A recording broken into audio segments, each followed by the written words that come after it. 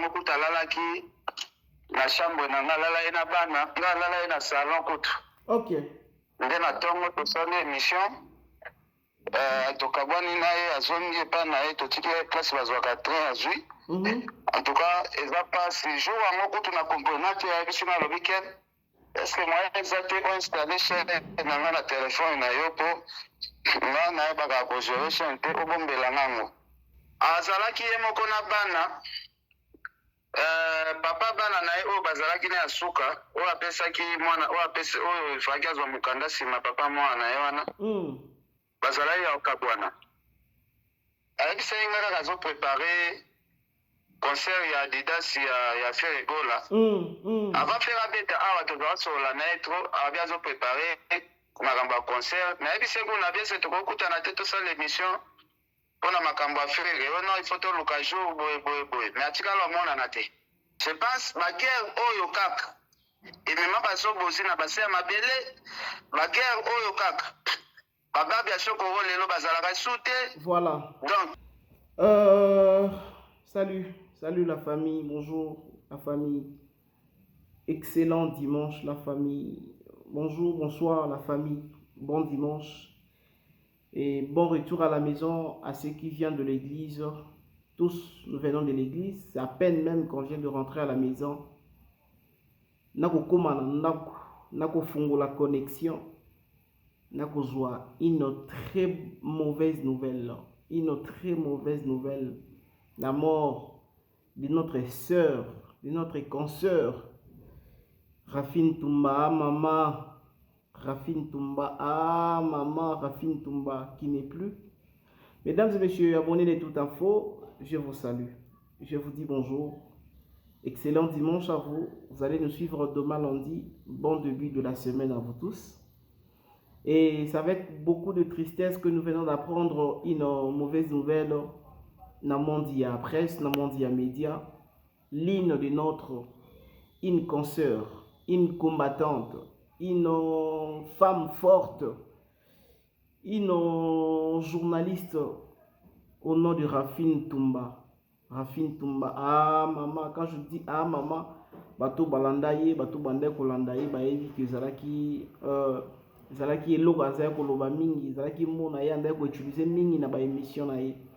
Rafine Toumba, ah maman, c'est nouvelle vraiment jusque maintenant nazo croire, mais je viens de croire quand je vis Sarah Tola en live, Sarah Tola en direct, et je sais un peu de chercher un peu des informations et on m'a confirmé que Rafine Toumba n'est plus. Paix à son âme, repose en paix Rafine Toumba, Kimia Nanzambe, Ebate la Moli Mono Bisika Okei. Rafine Toumba a laissé les enfants, elle a plutôt laissé les enfants. Pays Wazalaki, précisément, nous aurons tous de confirmation. Et la dernière émission que moi j'ai suivi la concert, c'était une émission qu'elle avait faite avec Ken Piana et Julien Boutalatala. Julien Boutalatala na Ken Piana, de bazara la dernière personne au Bayama qui Rafine Toumba dans une émission.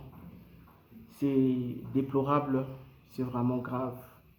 Nous allons revenir pour vous donner plus de détails par rapport à la mort de notre consoeur Rafine Toumba. Alors, pendant que le mélomane de la bonne musique, les enfants des dieux, allez remplir le stade de martyrs de la Pentecôte. Aujourd'hui, nous sommes le dimanche 19 mai 2024.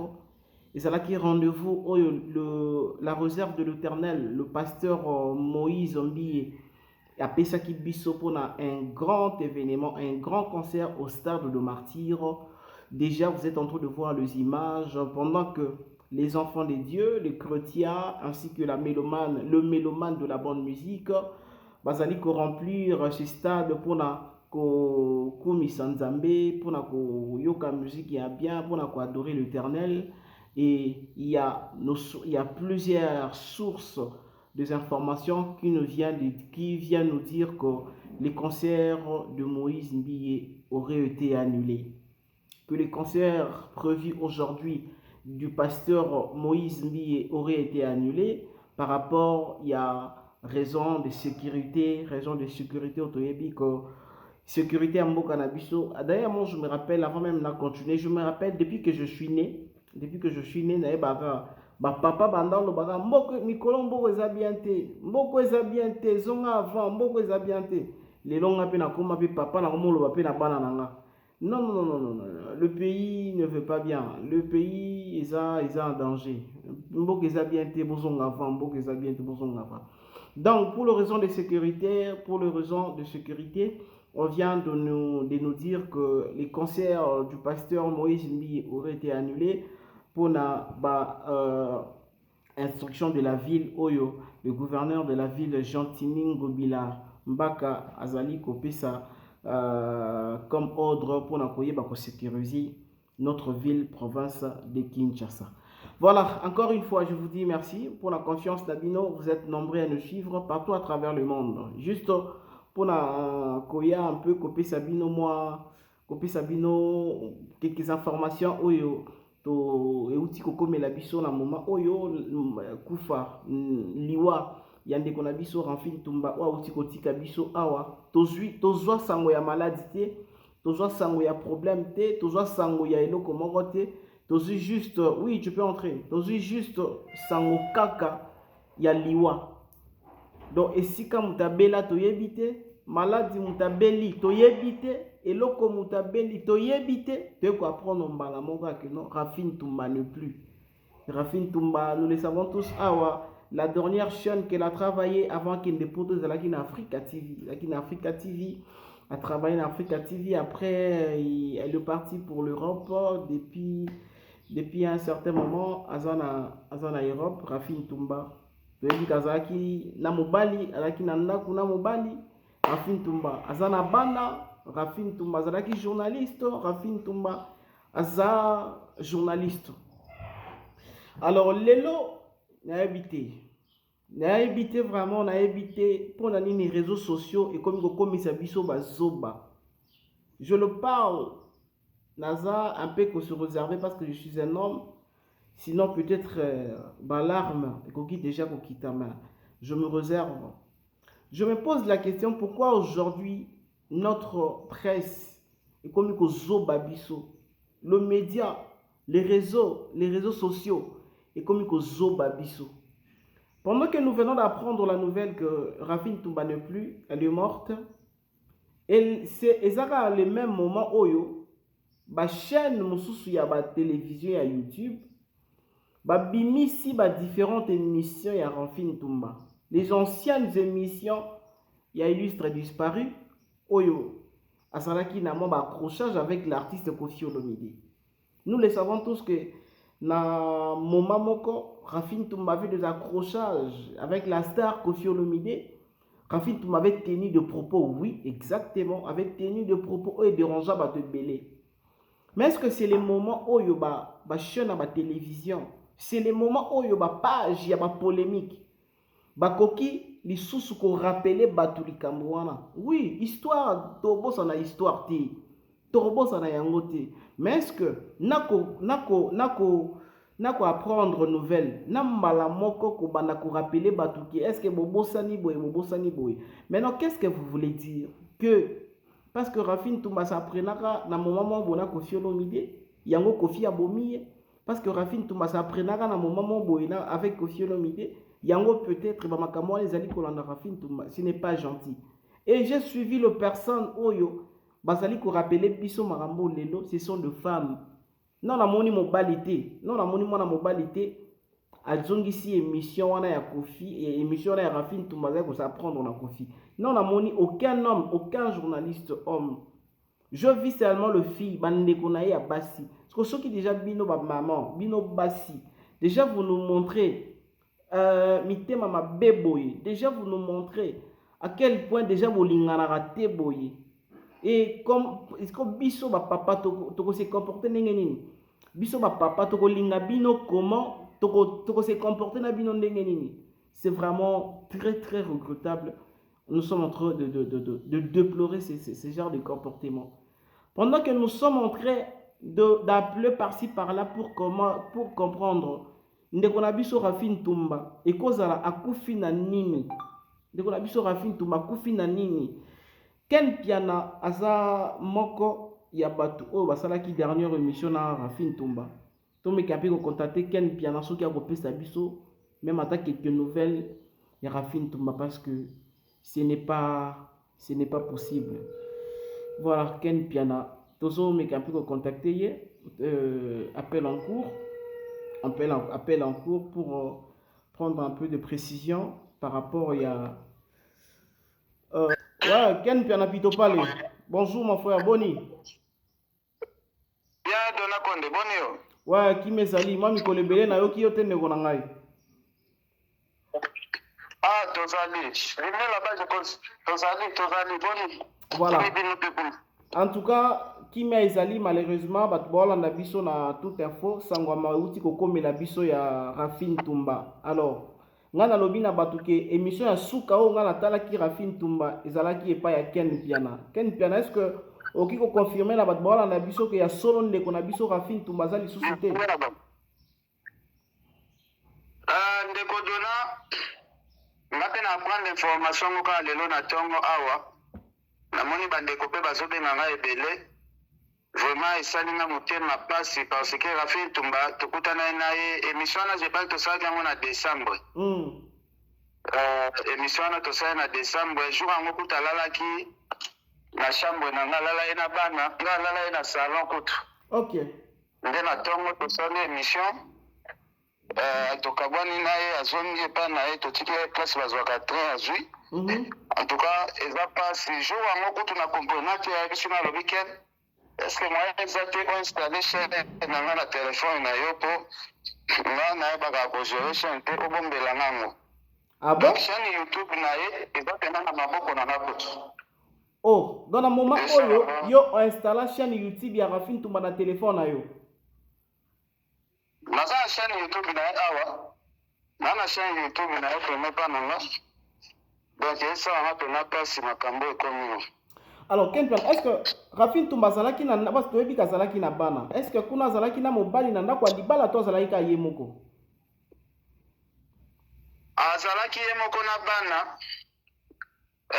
Papa bana na ye oyo bazalaki na ya suka oyo apesaki mwana oyo apesi oyo ifaki azwa mokanda nsima papa mwana na ye wana bazalaki ya okabwana azalaki soki nabengi ye ayebisi nga kaka aza na bana moko azoki ozwa bana selo ndenge ye azala oyebisa nga afandaka ye moko na bana.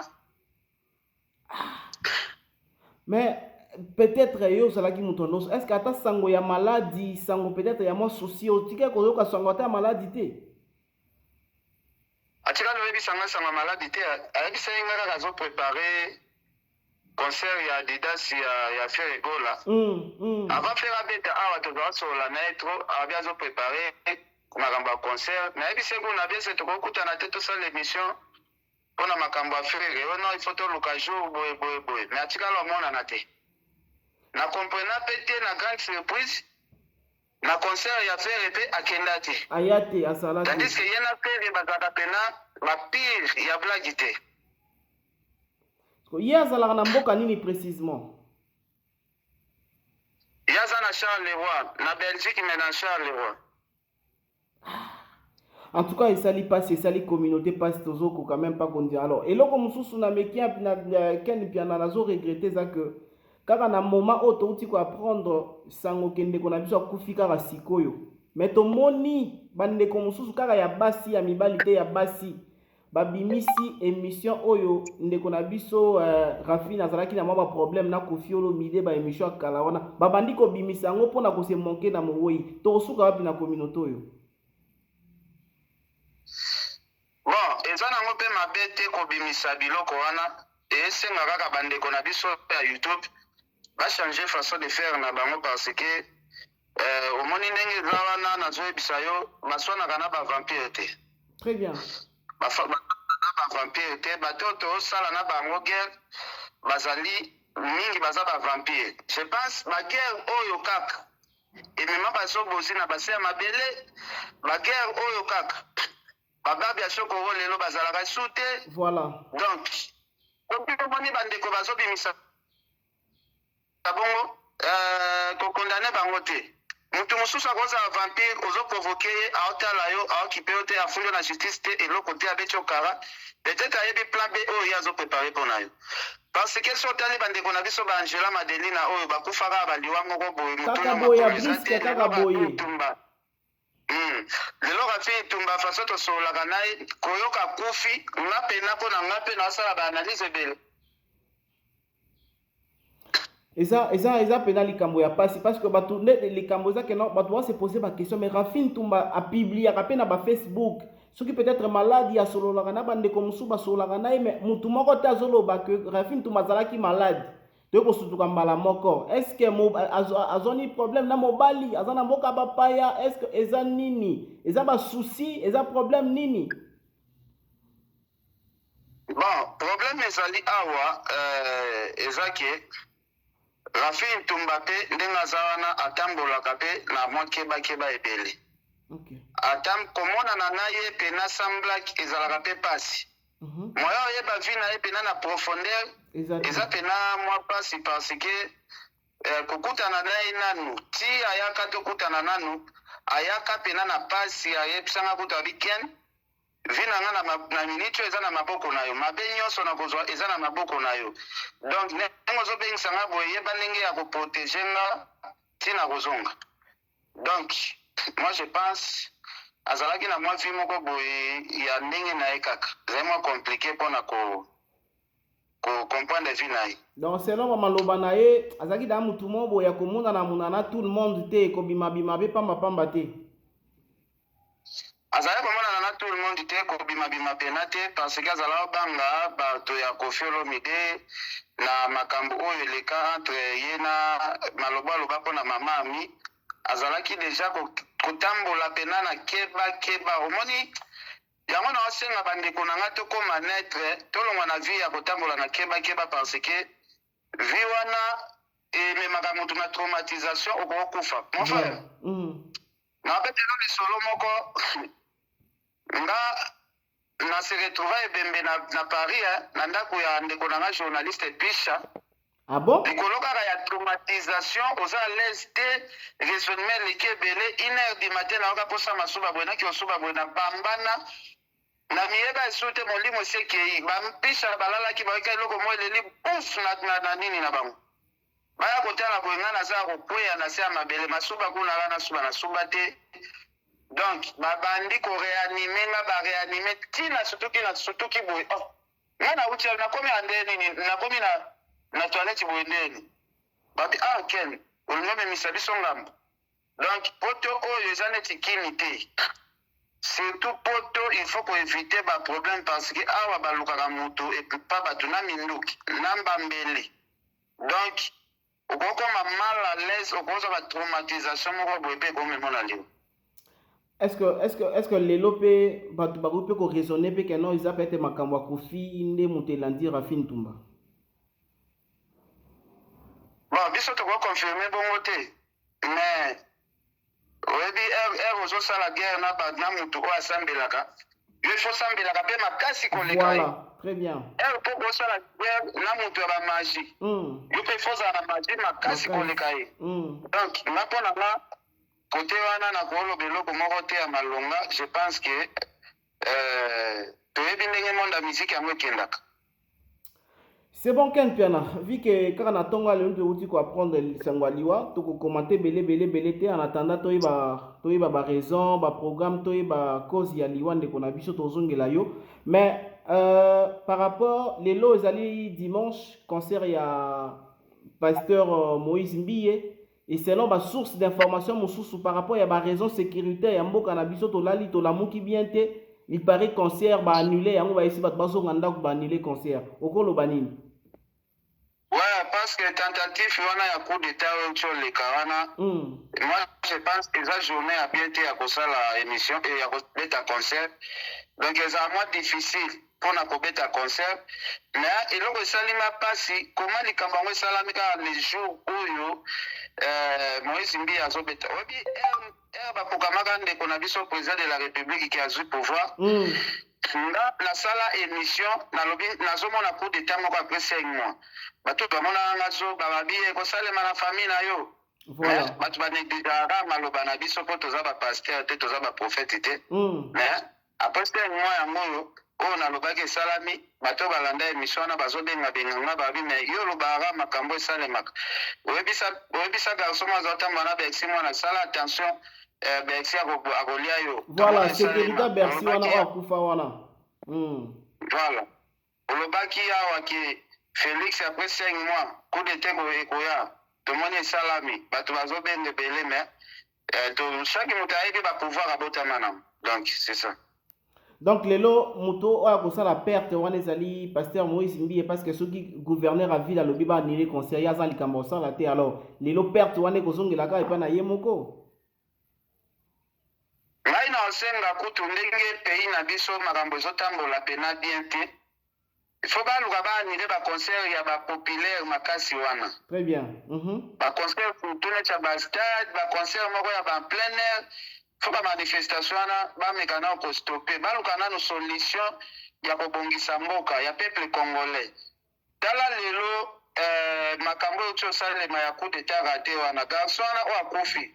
Acte wana déjà basala ki tokokai ko sepela na ngote. Voilà. Mais tozomona ba congolais délé baza sima na ye pourquoi parce que bato oyo alingi attaqué baza bato basouffrir na bango peuple peuple azolia bien te mon frère image ya Congo na biso komo kopesa biso na mawa na pasi na motema na pasi na motema mon frère mboka ezokende kaka na libulu comment tokoza na mboka moko boye mboka ekoma neti kopi ya bato moko boye ke bato moko boye nde basala kopi bango nde baose retrouve na mbongo nyonso ya pays mobimba bato nyonso bakufaka nzala 2% ya bafamille eliaka bien 98% ya bafamille ezala ya kokemba mon frère yoso mona motu asali eloko ya bongo bato babetele maboko keno toza nsima na yo keso na epoza mpe baofinga te motu oyo ayaki na bato baofinga ye te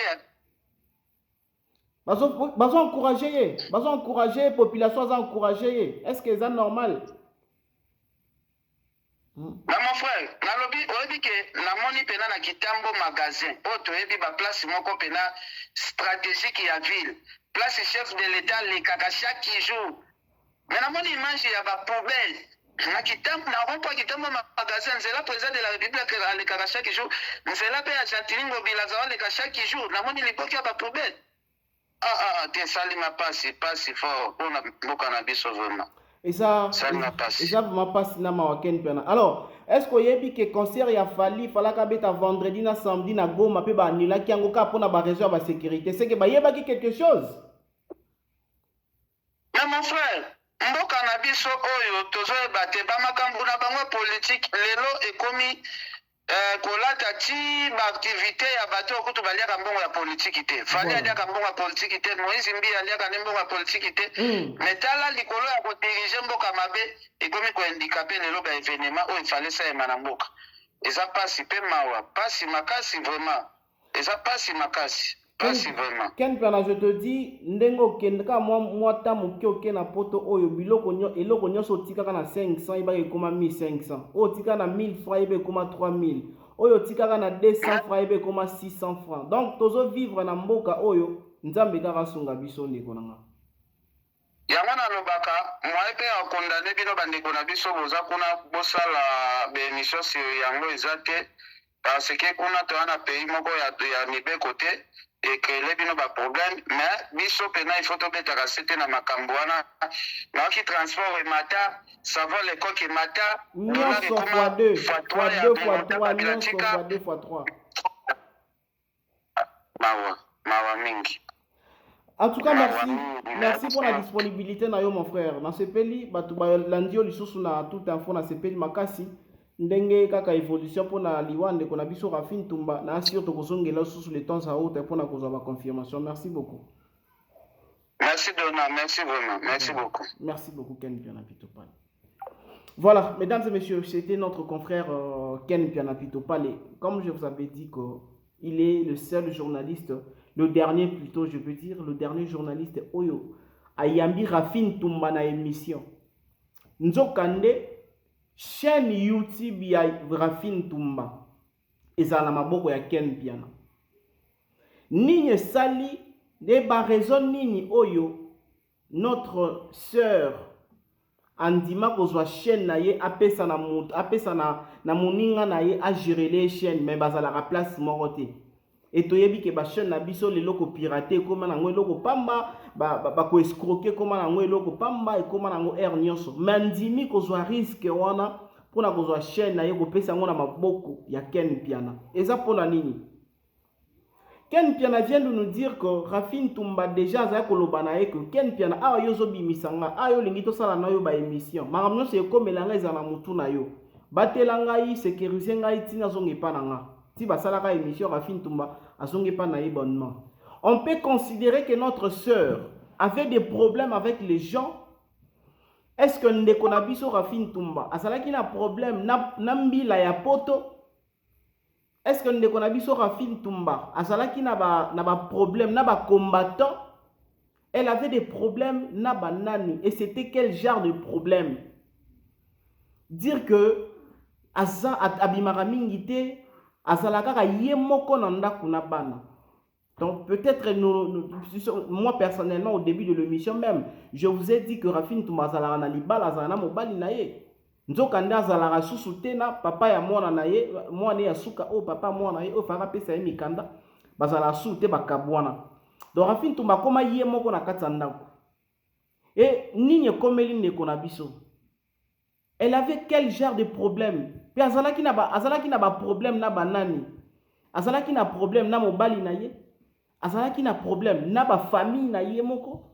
Azalaki na problème na gouvernement na mboka na mbila ya mboka esika azalaki na ba problème personnel, azalaki na ba problème na bana na ye. Et aujourd'hui il a laissé les enfants bana ngope na ba kolipe makasiti. Est-ce que nous aurons plus de précision par rapport à Liwa ndeko na biso?